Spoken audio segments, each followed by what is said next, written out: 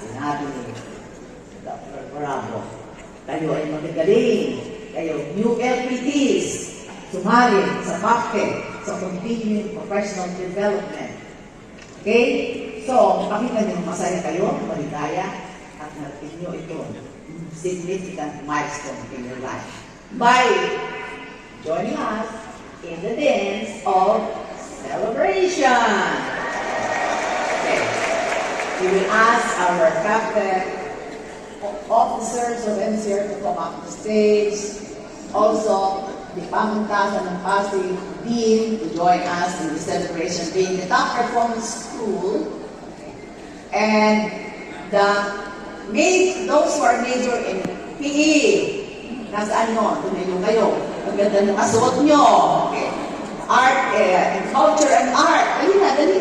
May next batch pa tayo eh. Dali. Come out of your shell. Don't be shy. Also, Dr. Alegre.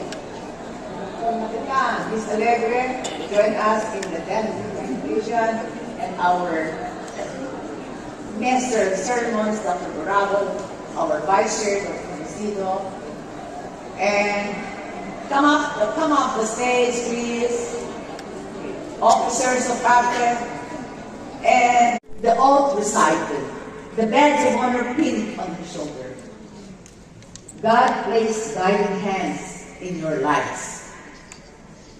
Your parents, your guardians, your loved ones, your professors, your deans,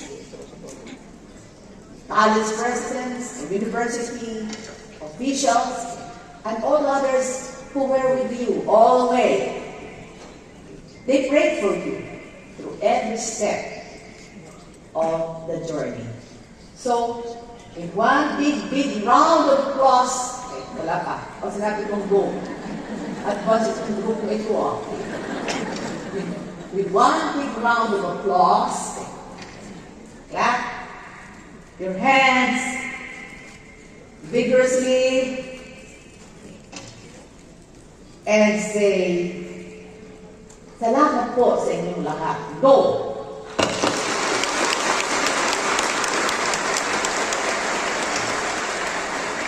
Sabihin mo, salamat po sa inyong lahat.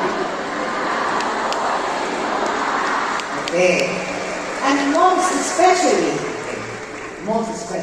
somebody up there waiting for you to thank him. God in different names, but hala